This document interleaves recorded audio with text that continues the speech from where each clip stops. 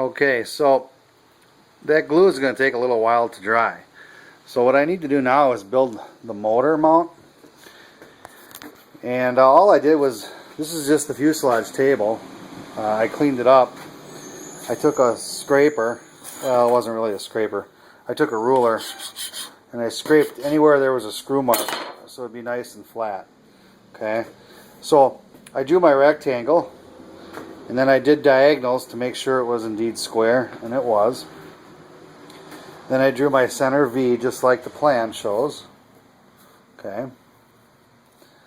And then I just took my blocks. So I started on the outside. Again, use a dial caliper. I cannot live without these because for positioning blocks, there's just nothing better. You can hold it right up to it, and it goes right on the line. Hold it.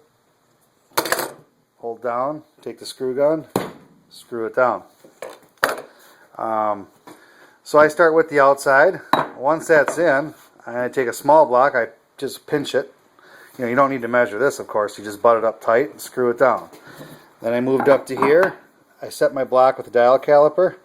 Then I slid a piece of pipe, slid this block, held it with my hand, screwed it down.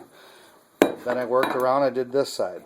I did the same thing here. I measured with the dial caliper on one side. Okay.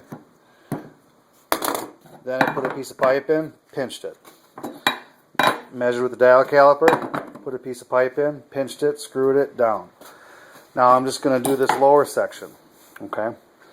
Once that's done, I know these are cut at true 45s, right? Because they're 90-degree angles, so you know the tubing is cut at a 45. So that'll be a walk in the park. So I'm probably going to start up here, do the sides, do the bottom, and I'm going to have my square. Then I'm going to remove this piece. I'm going to start cutting this in, and I'll kind of show you how I do that. So once you got that rectangle built, then we can mount it on something and finish up this fuselage.